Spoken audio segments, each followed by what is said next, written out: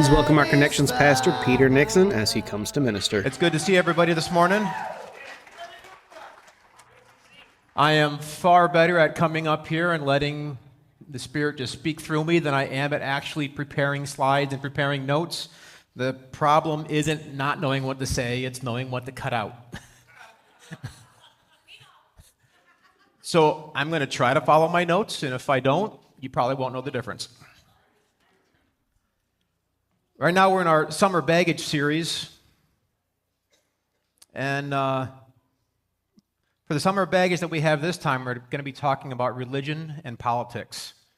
I tend to get this assignment because, 3.5 years ago, it was actually when Apostle Jeff had asked me to put on a sermon.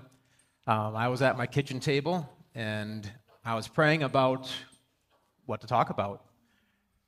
And what I heard back pretty clearly is that this isn't the season that I have for you right now. What am I supposed to do with that? So I kind of went back into it. What do you mean, God? Do you not want me to preach? And that's correct. That's not what I have for you for this season. So I actually had to call Pastor up and cancel on him. And he's gracious, and he took care of that one. But my immediate follow-up question is, if that's not the season I'm in, what am I supposed to be doing? And it came back as one of those few things in my life that was very clear. It wasn't an audible voice of God. He generally reserves those for people who haven't heard the first 47 times he told them. If you hear the audible voice of God, you're late to the party. But it's good. He told me he wanted me to get involved with local politics, which I had to kind of swallow hard because up to that time, I was very apolitical. I just didn't get involved. It was a hassle, a bunch of swindlers and people making stuff up and lying, and I just avoided it. I took my cable box back in 2002, and I never got an antenna. I didn't watch the news. I didn't read the newspaper. I had YouTube and different streaming services, so I still kept up to date with what I was interested in, but I didn't watch the news, and I didn't feel like I was missing anything, and I certainly didn't pay attention to politics. So I had to start looking because I was starting from nothing, and I found a local group. It was actually by Carol Hill had put it on, and it was a We the County group. One thing I knew, just from the little bit that I knew myself, was that if I'm going to do something, I'm going to do it right, whatever that means. And so I looked into what our Constitution was, and I'm like, I like rules, I like processes and systems, and so I can learn this and follow them. And the group that Carol had was We the County, and it was like based on like We the People, and it's the Constitution, and it was conservative leaning, and it was just a grassroots effort. It was getting started, and it was a Bay County chapter, and it was just people who were kind of getting tired of all the pushiness from the government, all the mandates, all the have to do this, can't do that, and they were getting together to just get started and see what could be done about it. And so I got involved there and helped Carol out, and before I knew it, we were at meetings and having those, and I was one of the smaller group that was kind of at the front table taking care of stuff, and then I started helping with the Facebook group that we started, and so Carol and I were the administrators on there, and just looking stuff up and sharing news and kind of learning the trade. Well, it was during that time that the 2022 primaries were coming up, and if you're going to get involved in local politics, that's when you put your name in. Well, it was actually in April that I was supposed to be in, and that was when my oldest son, Peter, had passed away, and I wasn't thinking about it. That's to get on the ballot. Part of him passing was because of the outlandishness of the government. He had a surgery, it was an emergency surgery, and none of the recovery places in the area would take him because he didn't have a COVID shot. And he ended up passing away alone. And everything was scheduled to go and see him, and I remember I got a phone call, and I worked second shift, and it was in the evening, and the nurse that was down there told me, and you just don't know what to do. I am almost always thinking, and they just stopped. And I knew I needed to get home. And so I got home and I dealt with it. I processed it. I kind of figured it out, and all the feelings were there, and I'm not a real strong feelings person. And so that was something that was important. That was something that impacted me personally.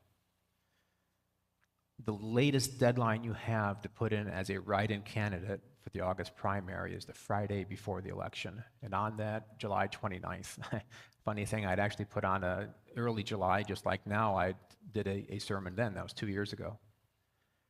And so end of the month, final day, I turned in my affidavit to be a precinct delegate. By then, I figured out what that was, but I'd never experienced it before.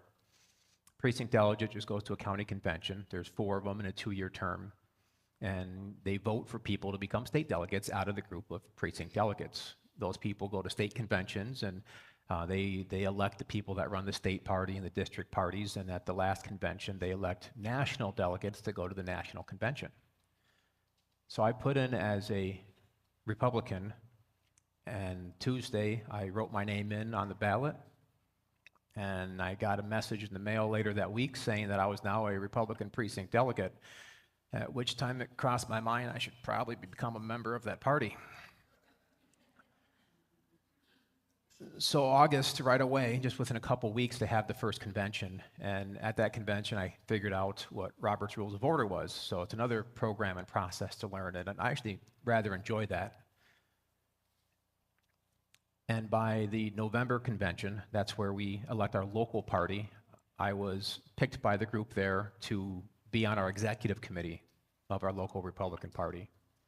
At the first meeting that we had, that then smaller group has to vote for 4 people to be the officers, and I was voted to be the vice chairman. The term started in January 1st, and by March, the chairman resigned, and our bylaws automatically elevated the vice chair to the chair. So God said, get involved in local politics, and I found myself as the chairman of the local party.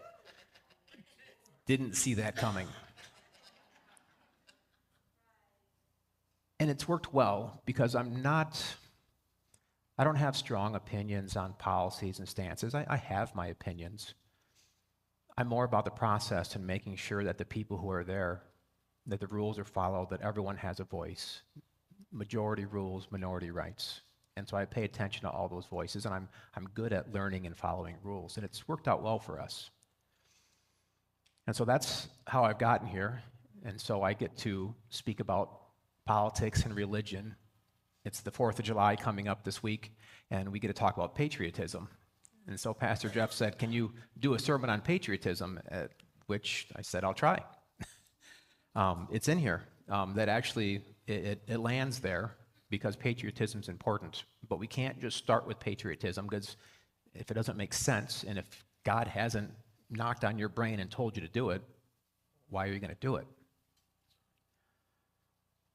So if you want to avoid arguments, you should never discuss religion, politics, or whether the toilet paper should go over or under.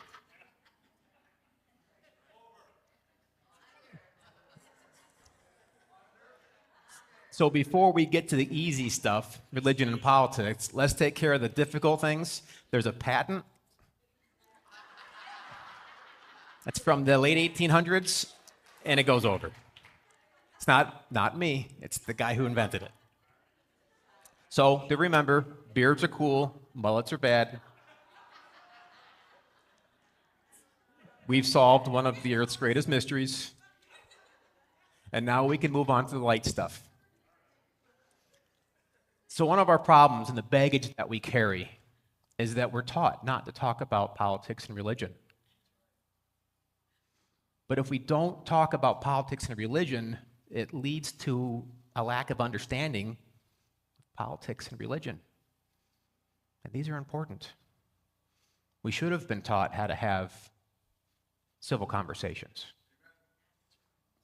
That's what I found in Robert's Rules of Order, that's how bodies of people do it. They take turns, they're respectful, they don't talk about the motive that someone else may have. They just stick to the facts. They take turns. They follow the rules and they follow the orders. And so politics, if you're going to have a civil conversation, we do need to define terms. And so let's take a look at politics a little bit closer. Poly is a Latin term for many, and ticks are blood-sucking parasites. So politics, yes. It's a Greek word, it's polis, and it means concerning the city or the state. It's a place it's the people, it's how they interact, it's the relations involving authority and power, it's the study and the profession of the government and political affairs, and it's the opinions of the people.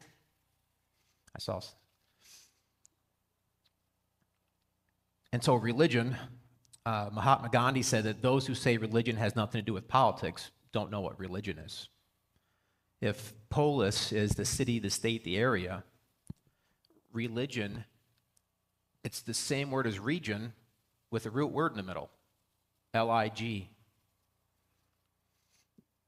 That's the same root word that's in ligament, obligate, and it's a binding, it's a connection. And so if you have a region with a connection, religion and politics are actually very similar. And so religion refers to a process of reconnecting, and we connect with a deeper unknown, a greater power. In the religion of Christianity, the religion is a reconnection with God and who He says we are, and we're made in His image. So both religion and politics are about connections. They connect us with each other. Politics connects us to the what and the where. The religion connects us with the who and the why. So why do we talk about the separation of church and state? The separation of church and state, it's not part of the American Constitution. Voltaire, he was an atheist, Enlightenment philosopher, 1700s, 1800s. He voiced the idea due to the abuses of state-run religions. When the government is in charge of the religion, they control not just your body, but your soul. And that leads to corruption. And in Europe, it was rife with it because they had state-controlled religion. The First Amendment prohibits the government from the establishment of a religion or prohibiting the free exercise thereof.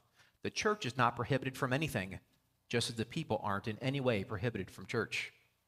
It was never the founders' intent to remove God from politics. Rather, the intent was to prohibit the abuse of religion by those in power.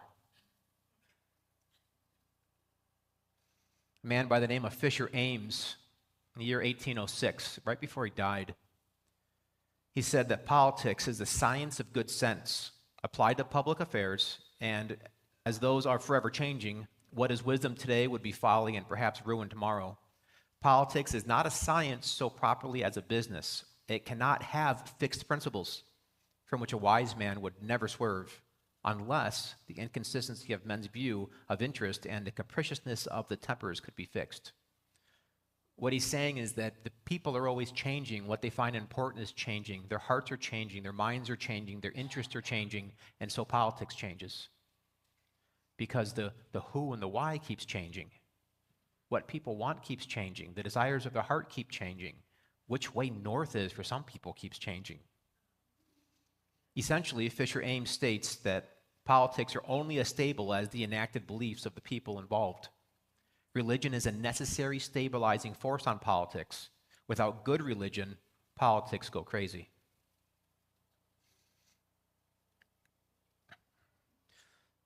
So there's such a thing as taxonomy, and in this case of religions.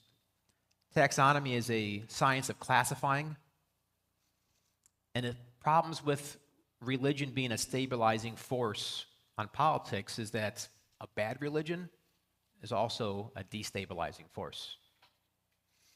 Now, there's a religion that's risen up to take the place because Christians have been told separation of church and state. They've been told don't talk about politics and religion, and so we've stayed quiet.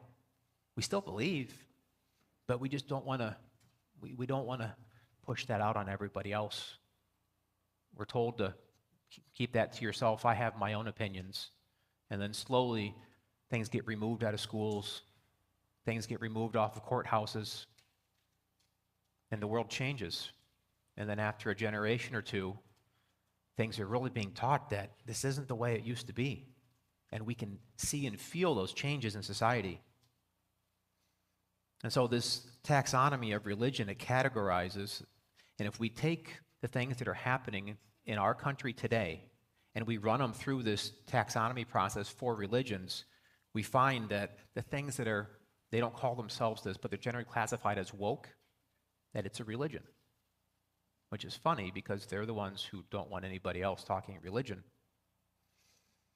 And so the woke religion, it has many sects or denominations, much like Christianity does in America. Many religions have different subgroups within it.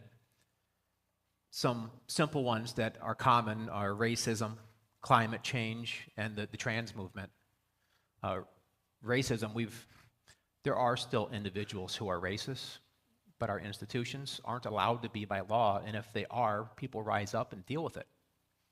I don't know of anybody who puts up with someone being racist. Even if they don't say something, they're like, oh man, that was bad. It's common now. I'm 45 this year. When I was a kid, the 80s, it was going away then. But it keeps getting fed because there's a religion behind it. And the taxonomy, you've got your categories. You get stuff like original sin. In this case, for racism, it's slavery. That was the original sin. You get your guilty devils, your myths, your sacred victims. You get the elect, the people who can do no wrong. Supernatural beliefs, like math is racist. Taboo facts, purifying rituals, and purifying speech. Taxonomy itself doesn't make any of these things good or bad. It merely recognizes that this is indeed a religion. And it's not a new religion. As old man Solomon says in Ecclesiastes, there's nothing new under the sun. So the stuff that we classify as woke today, it came down from Marxism, socialism. It's at the near end of its possible evolutions. Its older name, its actual name is Western liberalism. Classic liberalism is a different thing. John Locke, one of the big influencers on our foundation of this country, he was the father of classic liberalism. Still not perfect, but you get a lot of intellectual things come out of that, academic things get out of that, explorations and reaching for the stars. You can have a conversation. Those who are conservative are the shoulders of giants, and then those who are actual classical liberals can stand upon those shoulders to reach the stars. And as a country, we get better. Your classical liberals, they want to explore. They don't really care about what's right. They want to see what's new. And so Lois and Clark exploring down the Mississippi and up the headwaters and with Sacagawea, and you know, it's a Star Trek thing. It's all the explorers. We need that. But this Western liberalism, it's a different story. Western liberalism's goal is to liberate its adherent. And like any other religion, it wants the world to do things its way too. They want to liberate from everything.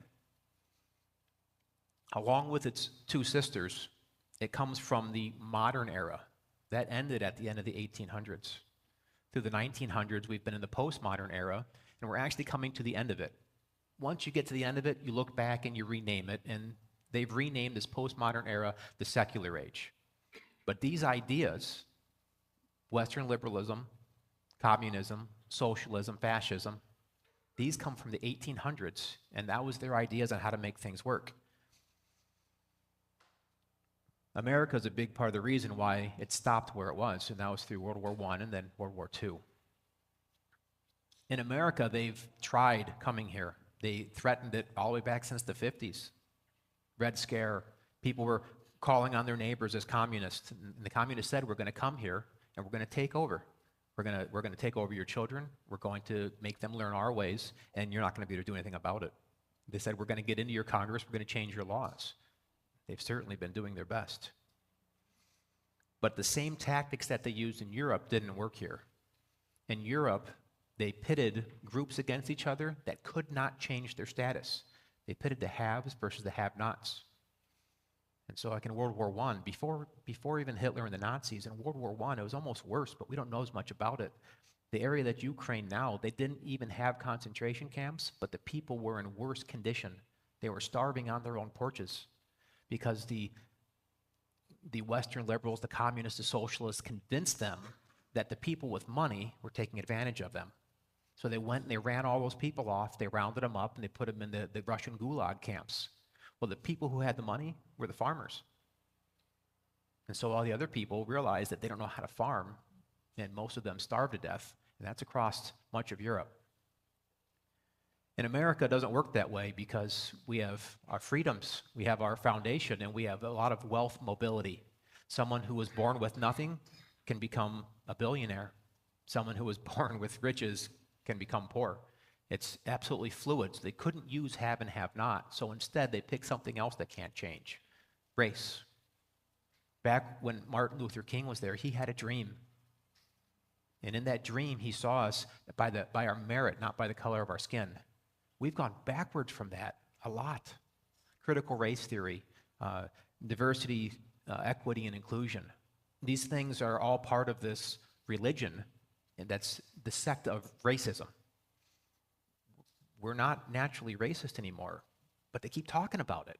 One of the best ways to not be racist is to stop talking about being racist. The few who are actually racist, we'll see them, we'll notice them, and we'll do something about it. Because, I see a whole bunch of nods in the audience. That's the way we are now. Then they went on to liberate women with feminism. The first wave, the suffrage movement, you know what, there's some need there. But then second wave, third wave, it's gotten to the point now where a woman is a victim of the patriarchy and saying that she can do anything he can do but better, and so she's not a victim or she is a victim, and her own stance is the opposite of itself. And then you get trans women in women's sports, and feminists are okay with it and can't even define what a woman is anymore. They liberated themselves right out of existence. And then the families, a lot of the LGBTQ, I don't know how far it goes today, they've also gone beyond the pale, where we have groups like Gays Against Groomers, because one of the groups is, a young person attracted? They're pedophiles. And the people who are the old school, just simply gay men, are like, that's not right, don't associate with that, with me. Their own group is tearing apart and liberate themselves right out of existence, and we're to the point that there's only two things left. There's transgenderism, and then there's transhumanism, and that one's already started. Then they won't even be human anymore. They'll liberate themselves right out of the species. You get furries, people who say they're cats. If I were in school and if I was going to pick an animal, I think I'd pick a dolphin, because then they'd have to put a pool in the classroom.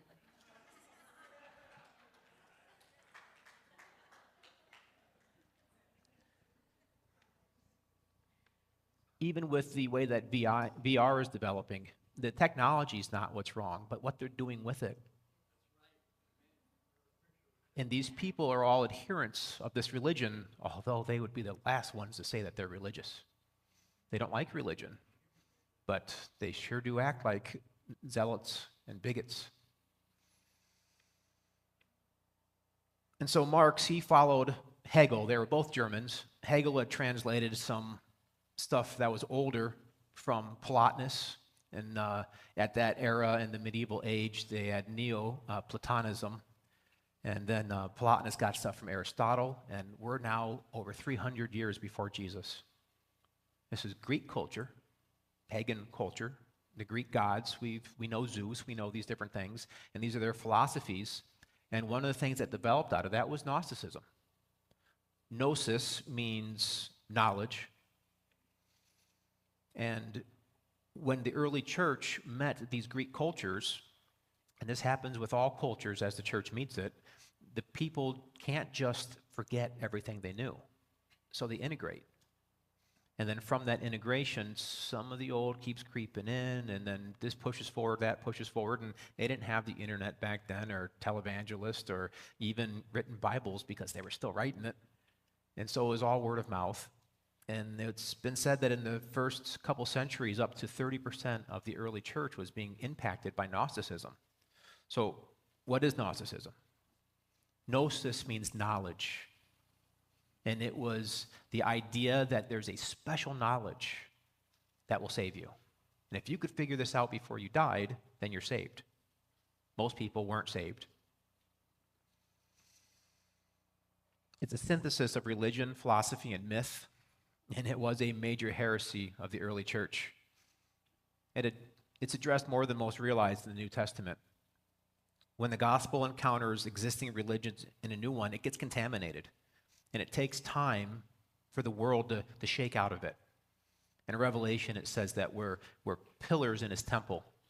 Well, a lot of people don't know that the area was very earthquake prone. And you would think that these big stone temples would be very dangerous places, but they weren't. They stood because they made foundations that were earthquake proof. And so the pillars in the temple are shake proof. And so we're pillars in his temple. We're out in the culture. And as this contamination comes in, the world shakes and things get hard and these other things fall off. But we don't. We stay standing. And so Christianity survives through the ages, survives through the old cultures. Now, Gnosticism they were dealing with, but we deal with stuff today. And we shake it off, and some of it, it's just not a big deal because it's not impacting our lives. But when is the last person here who, at Easter, did anything with Easter eggs? Or Easter bunnies? Or new dresses? Because Easter came in as a fertility holiday for the pagans, and we still have the trappings of it. But we took it over. I mean, by and large, we took it over, but small little bits of it are still there. They're not really hurting us either because I don't see any little Christian girl at Easter who has a new dress.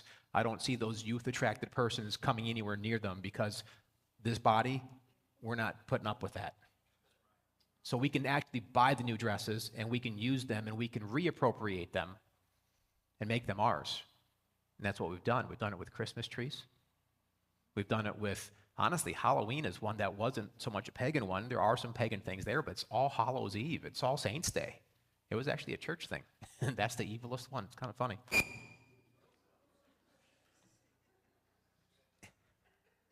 And so we're going to see the same thing because as Christianity goes into China, their myths and lores, they're going to do the same thing there. Same thing in South America, Day of the Dead. You'll still see that happening. Same thing in Africa. And that Gnosticism from the Greeks, the Stoicism, those things, they keep creeping up too. And so it's important that we know what they are and how they work. The core beliefs of Gnosticism is that salvation and intimacy with God is through enlightenment or supreme knowledge. Matter is evil. The spirit is good.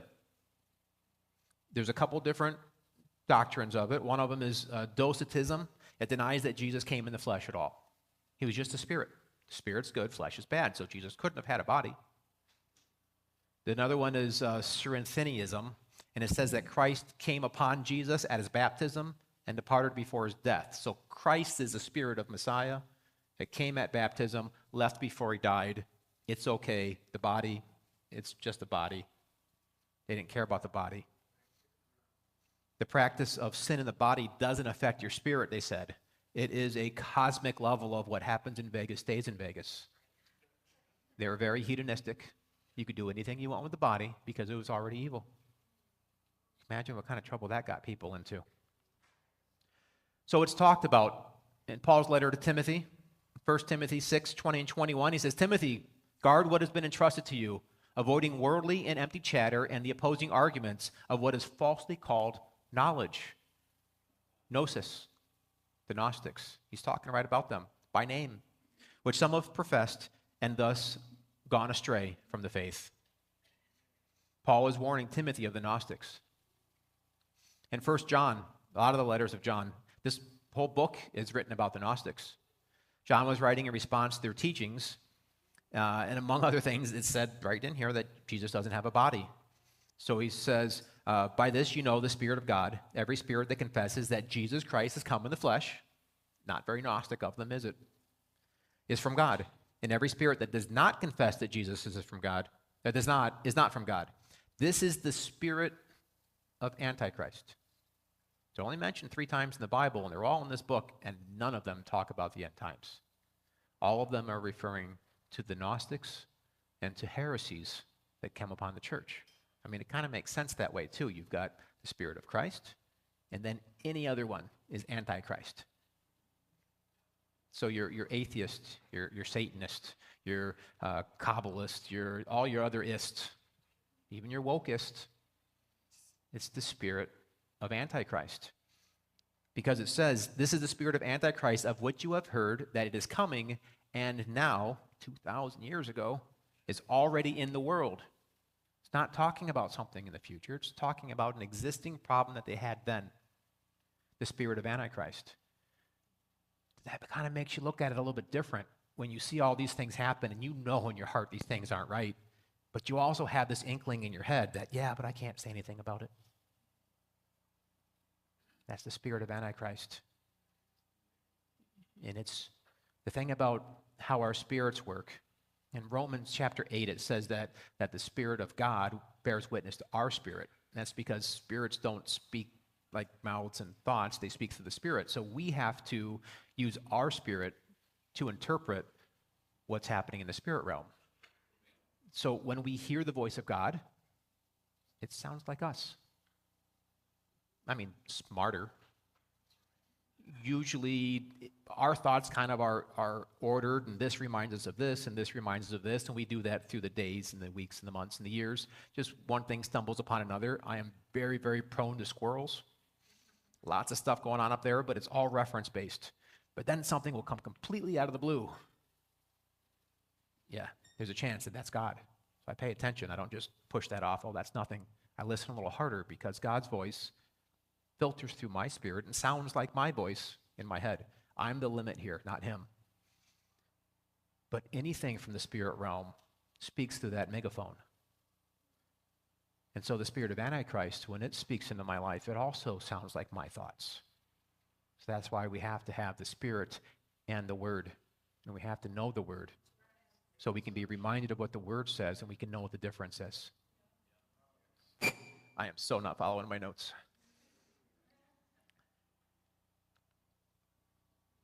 So, trying to stay on point with the topic of today, 4th of July weekend, Independence Day. God bless America.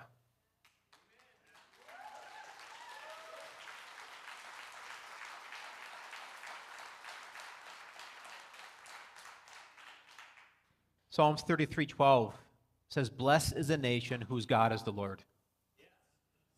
People talk about whether America is a Christian nation, whether Israel is a Christian nation, whether Zimbabwe is, do they say that? What makes a nation a Christian nation, what makes a nation a godly nation, what makes a nation chosen and blessed by God is not some contract that the nation has. It's the hearts of the people and whether they are under God or not. So if we want to fix our nation, we are the only ones who can change that. So our Declaration of Independence, it's a good document. It's written well. It lines up with the Word. Just the beginning statements, it says, "We hold these truths to be self-evident, that all men are created equal, that they are endowed by their Creator with certain unalienable rights that can't be taken away. They weren't given by the government. They can't be taken by the government. God gave them. That among these are life, liberty, and the pursuit of happiness." I also had stuff in there about the consent of the governed, but for your sakes, I cut a whole bunch of stuff out. So Abraham Lincoln, in 1863, he issued the Emancipation Proclamation, and that freed the slaves that were in the Civil War. He said, "I believe the Declaration, that all men are created equal, and that that's the greatest fundamental principle upon which our free institutions rest." Now, similarly with the Word, the Apostle Paul, in his letter to the Galatians, he said that there is neither Jew nor Greek, there's neither slave nor free, there's neither male nor female, for you are all one in Jesus Christ. Well, why do we need a woke religion if Jesus already said it? See, sometimes the surface of what they say isn't the problem, it's how they go about it. They're where it leads them to. Because anything that's over, 20, 30% lie is so obvious nobody believes it. The best lies are almost entirely truth. And then there's that one little twist that takes it off course. Life, liberty, and the pursuit of happiness. In John 10:10, it says that Jesus came to give us life and life abundantly. Galatians 5:1, it is for freedom that he set us free. And in Psalm 37:4, take delight in the Lord, and he will give you the desire of your heart. See, I wasn't raised in a free church like this. I wasn't raised in a super strict one either, but I went to a lot of different churches, but a stronger Baptist background. And when I read life and liberty, I'm like, yeah, that's right. And when I read the pursuit of happiness, I'm like, oh, am I supposed to be doing that? Is that allowed? This is before Jesus. This is Psalms. This is David. Desire of your heart. In Hebrews, it says that Jesus' testimony, his testament, his covenant with God is built upon better things than the old one. So if this was the case then, how much better is it under Jesus? He cares about our happiness. Their kingdom values. And so equal rights, life, liberty, pursuit of happiness. How do we obtain these American dreams? By now, we should all realize it's not automatic. Simply by fiat of being born or having nationalization as an American does not give you life, liberty, or happiness. Fortunately, in Jesus' kingdom's ways, they work for the kingdom and they work for the American dream. They align with each other. That's why I like this country so much. Jesus doesn't give us a bunch of kingdom rules. That's not what the Bible is. Rather, the Bible is a true way to life that works on the earth and in the kingdom. But again, it's not automatic. Your beliefs are a filter for the world around you. Your filter matters. You can have the best coffee in the world, but if you filter it through a dirty gym sock, not so great. What you believe matters. Jesus' way matters. Learning what that is. Learning to use him as your filter for what's around you. So I noticed something late teenage years, and I've seen it now come up on social media as red car theory. And it's like, yes, that's exactly what I saw. Has anybody seen red car theory? So you've probably seen this, noticed this. But the premise says that you don't really see red cars. But then, if you go out and start looking for cars, and you decide what kind of car you want, and you decide, I want a red car, you start seeing red cars everywhere. It's like the world didn't change. What happened? Your filter did. Your filter changes your perception of the world around you, and what's happening on the outside, there's so much there, we can only take so much in. It's important that we choose the right filters so that we're not looking at I was going to say garbage trucks, but my 5-year-old loves garbage trucks. He'd rather see them than red cars. But we have to get our mind on the right thing. And if we do that, we start getting those results. We start seeing red cars everywhere. If Jesus is your filter, you start seeing Jesus everywhere. So Jesus' rules, fortunately, are very simple. He's only got one. He says his yoke, which was a Hebrew term for a rabbi's way. A rabbi had to teach his rabbi's yoke, who had to teach his rabbi's yoke, and they were very, very good at staying on that until you got a rabbi that had authority. The word was shmika, and that rabbi could create his own yoke. In order to have authority, 2 witnesses at your baptism, that happened at 30, had to basically give accolades. At Jesus' baptism, as he's approaching, John the Baptist says, "Behold the Lamb of God who comes to take away the sins of the world." That's one witness. And Jesus goes in the water. They have an exchange. There's people all over because John the Baptist was popular. And no one else is speaking up. Jesus was an unknown. So he gets baptized, and because he comes out of the water, if no one else will speak up, the heavens parted, and a dove came down and landed upon him, and a voice boomed out, "This is my son, for whom I am well pleased." A second witness. And Jesus had authority. And so you see all through the scriptures, little things that we miss because we're not Hebrews. He speaks as though he has authority. He's not just being a boss. He actually had shmika. At least that's what he was proclaiming, because he wasn't teaching someone else's yoke. He was making his own. And so they'd come to him and ask him questions because they wanted to test it out. His very first sermon, the Sermon on the Mount, drew so many people he had to climb a mountain so that everyone could hear him. He had authority. And he says that my burden is light. He had a lot of questions on what laws were this and which laws were that. When a teacher came to him and said, "What's the most important commandment?" He didn't say, "This is what my yoke says." He said, "This is what Moses said. Love your neighbor as yourself. Love the Lord your God, all your heart, soul, mind, and strength, and love your neighbor as yourself." The chapter right after the Ten Commandments, he knew his Torah very well. He didn't give the answer for us. He gave the answer for under the law. Later, he gave his answer. And as he's speaking to the disciples, this is in John 15:12, he says, "This is the command I have for you. Love one another as I have loved you." See, the problem with love your neighbor as yourself, I don't know about any of you, but sometimes I have bad days and I don't like myself very much. Does that mean it's okay to treat people bad? But under the old rule, if I don't love myself very much, the standard's met.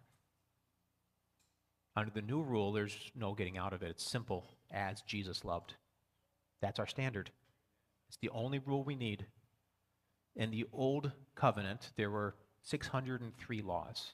613. There's the 10 commandments, and then 603 added to it. If you took all the little nuances of do this, don't do that out of the New Testament, there's over 1,000. But his yoke is easy and his burden is light. We only have to remember one. Love as he loved. The rest are merely examples of that. They're guidance to do that. Love is the filter. So what is love? Love is patient. Love is kind. It does not envy. It does not boast. It is not proud. It does not dishonor others. It is not self-seeking. It's not easily angered. It keeps no record of wrongs. Love does not delight in evil, but rejoices with the truth. It always protects, always trusts, always hopes, always perseveres. Love never fails. Love is a filter. It may be simple, but it's not necessarily easy. Because I don't know about anyone else here, but as I was reading through that list, I'd read something and go, "Oh, sometimes I mess that one up. Oh, sometimes I'm not loving. Yeah, there's days where that's hard." So as believers, we don't just inherently have better lives. Stuff isn't automatic. The difference with believers is that we have inherently better responses. The same stuff happens to us as happens to everyone else. But we do something different when that happens. And that means that the next set of choices that leads to are a little bit better. And then we respond better again, and that gives us a little bit better set of choices, a little bit better set of choices. And over time, continually using the filter of love, we get to the point where we look back and like, wow, I'm really blessed. How'd that happen? It wasn't magic. You followed the plan. You used the filter. You made better responses to the same situations, and you got better results. So if we know what love is,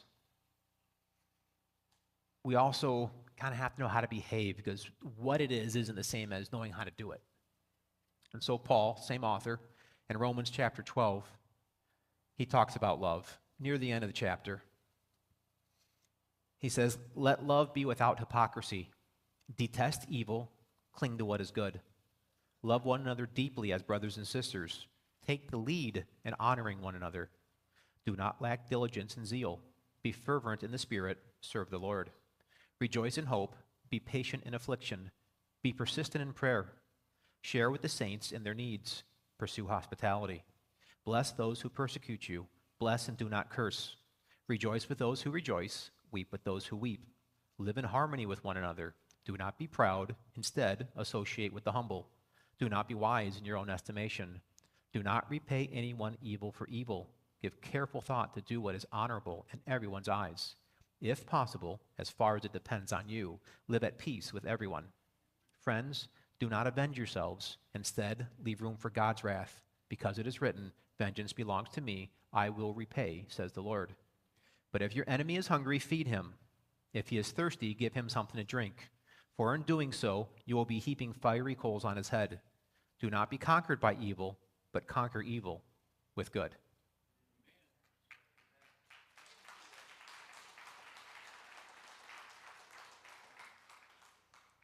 So we know what love is. We know how to love. And again, that's Romans chapter 12. The whole book of Romans is great. Galatians is pretty good too. Just understanding of how life works. And so we see time and again the direction to love. Paul tells the Galatians, "You were called to be free, brothers, only don't use this freedom as an opportunity for the flesh, but serve one another through love." He tells the Ephesians, "Be kind and compassionate to one another, forgiving each other, just as Christ God forgave you."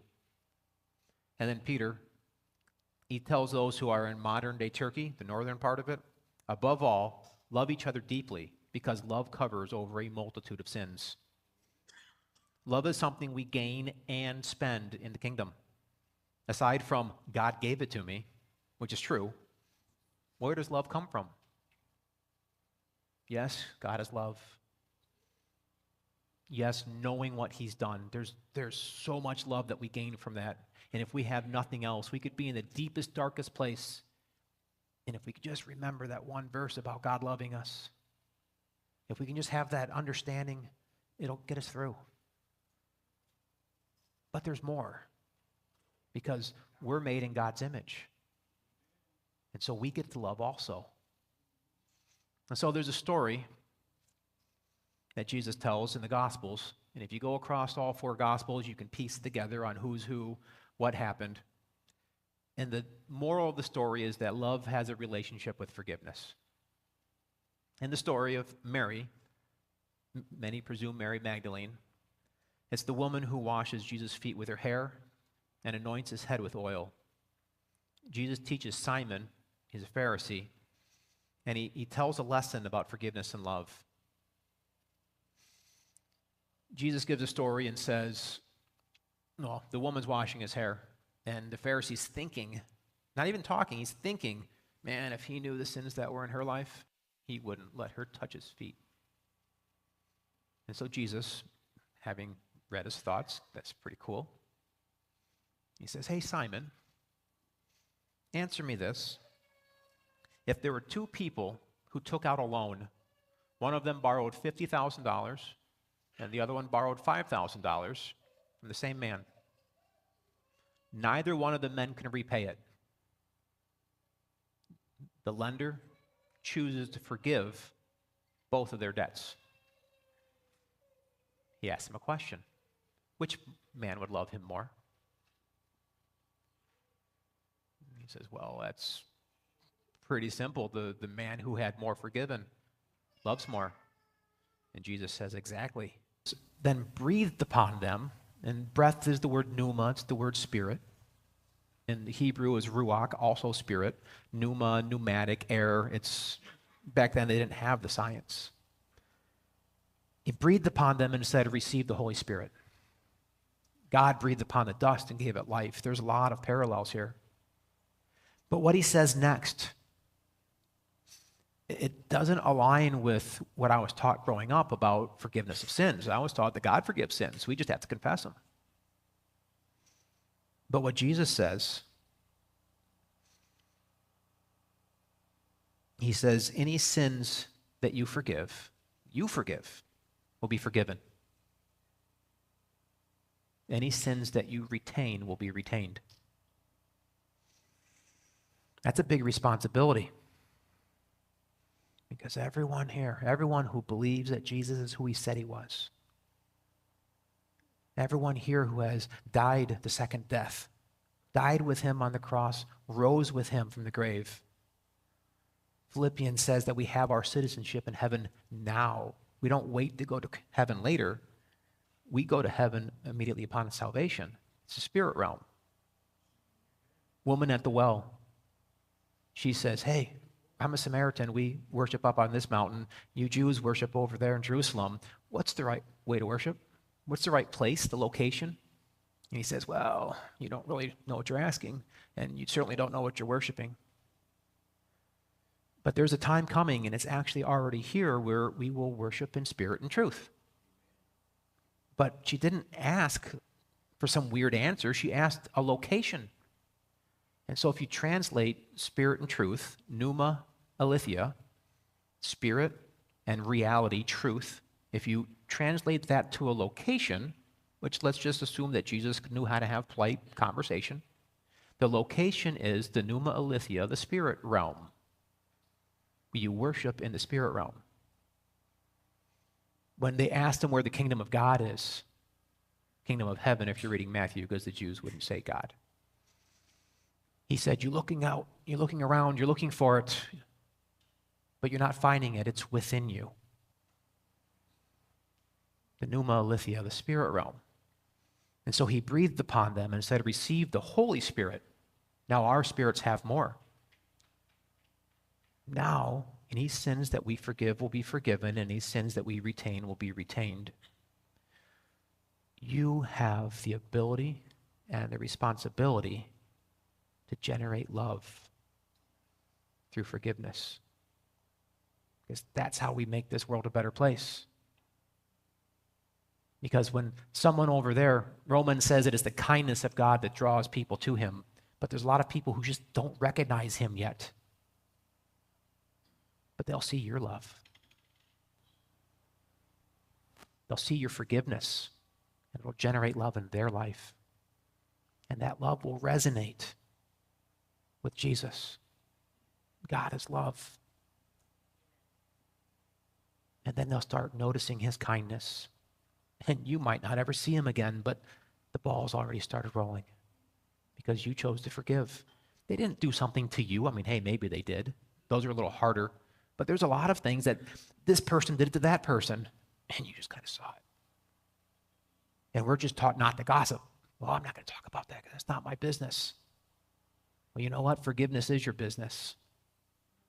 You don't need to talk about it, but not talking about it isn't enough. When you see wrongs in this world, it is your duty to judge. Jesus talks about judgment. He talks about the beam in the eye versus the speck. And first you need to remove the beam from yours because your brother does have speck. There is something to be judged, but it says so you can help him, not hurt him. It goes on to talk about pearls before swine. Don't cast your pearls before swine because they'll just eat the pearls and then turn around and devour you. Okay, what does that mean? Well, judgment. He's still talking about judgment. The pearls are judgment. They're valuable. Don't throw your valuable judgment in front of people who aren't going to receive it.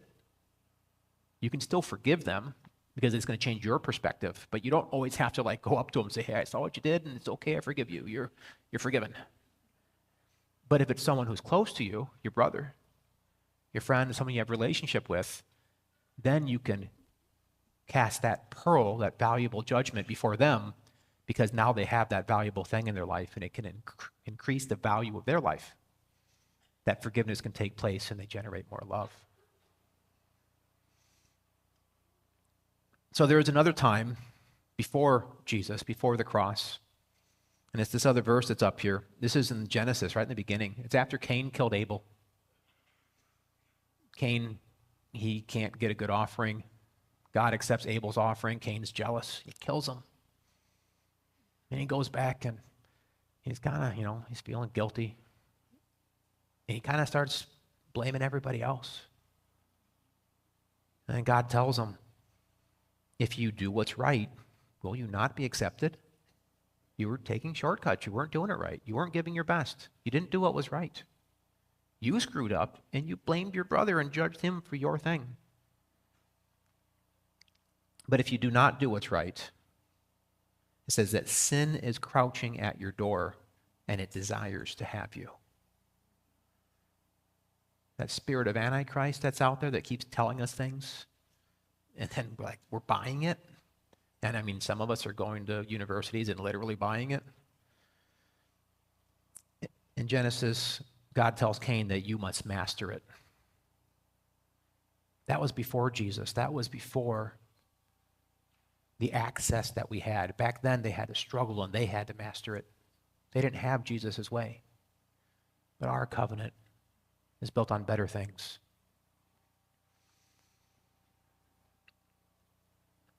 So in Romans chapter 13, trying to bring this in closer to a landing, we went over Romans chapter 12 earlier on how to behave as a Christian. If you just continue and turn the page, the next chapter, verses 1 through 8, 1 through 7, and then 8 through 10, it says about our government and how we treat authority. Let everyone submit to the governing authorities, since there is no authority except from God, and the authorities that exist are instituted by God. So then, the one who resists the authority is opposing God's command, and those who oppose it will bring judgment on themselves. For rulers are not a terror to good conduct, but to bad. Do you want to be unafraid of the ones in authority? Do what is good, and you will have its approval. For it is God's servant for your good. But if you do wrong, be afraid, because it does not carry the sword for no reason. For it is God's servant, an avenger that brings wrath on the one who does wrong. Therefore, you must submit, not only because of wrath, but also because of your conscience. And for this reason, you pay taxes, since the authorities are God's servants, continually attending to these tasks. Pay your obligations to everyone, taxes to those you owe taxes, tolls to those who own tolls. Respect to those you owe respect, and honor to those you owe honor. But it continues, do not owe anyone anything except to love one another. Oh, that filter again. Except to love one another, for the one who loves another has fulfilled the law. The commandments, do not commit adultery, do not murder, and do not steal, do not covet, and any other commandment are summed up by this commandment: love your neighbor as yourself. Love does no wrong to a neighbor. Love, therefore, is the fulfillment of the law. So, we're supposed to submit to these civic bodies. Now, this was Rome. This was Caesar. This was people feeding Christians to tigers. Today is much better. And I'm not giving today any credit, but it's better than when Paul wrote this. The difference that America makes, the difference that this country makes, is that it's supposed to be a government of, by, and for the people. We have the ability to rise up and do something about it. We don't have to become a politician. We don't have to get involved with a political party. It might just be as simple as voting. It might be talking to people about things. It might be when you see something that's wrong, speaking up with the people who matter to you about it, so they can learn it before someone else teaches them something different. But be involved. Be a part of the system. See, America is worth loving. Patriotism is to love your country, but you can't love your country without loving your countrymen and your countrywomen. We don't always have to agree, but we must empower each other. We must find the common ground. We must build bridges across our differences to pursue the common good. And some people are very different. They have different religions even. But we start where we can, and then we get better because that gives us more choices. And then we can go a little further the next time, and a little further the next time. And the goal is to have one nation under God. The patriotism, when it's through Jesus' filter of love, will unite us the way it's supposed to. And the kingdom and America will coexist, and we will be one nation under God. And so in conclusion, I just have to say, God bless America.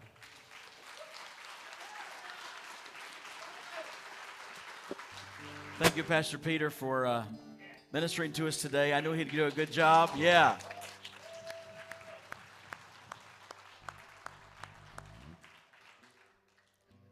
I was supposed to be in Chicago this weekend, and I said, hey, I want you to do a sermon on patriotism, and my schedule got rearranged and switched around, and I said, you're still on for tomorrow. You're still on. So the Lord bless us on our coming in. He's blessing us on our going out and our lying down and our rising up. Everything we put our hands to, and the love that we show other people, and the forgiveness that we give to other people is going to see God's kingdom come into this nation like never before. Amen?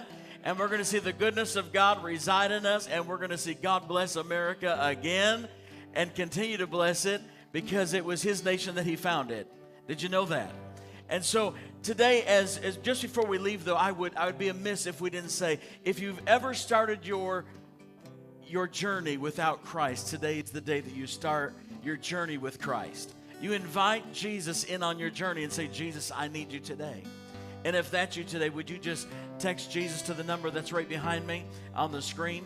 Just text Jesus and then text it to that number, and I'm going to send you a booklet just to help you in your newfound faith. It just starts you on your journey. That's all it does. And for the rest of us today, the prayer response team are coming today to help minister to those that want to be ministered to. So our elders are coming as well. They're going to be across the front here to minister to anybody that wants to be ministered to. Lord, thank you that you bless us on our coming in. God, I just thank you for the freedom that we have as your people. Lord, we just ask this week that we'd be able to not take in the garbage of the world that's around us, that we would not swallow the things, the misunderstandings, or what the news is trying to say, separation of church and state. God, I thank you that we're rising up above those things, and we're seeing America restored back to her former glory because of you. It's your glory.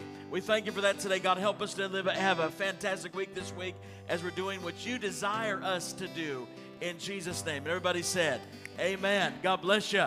Have a great week. We'll see you next Sunday.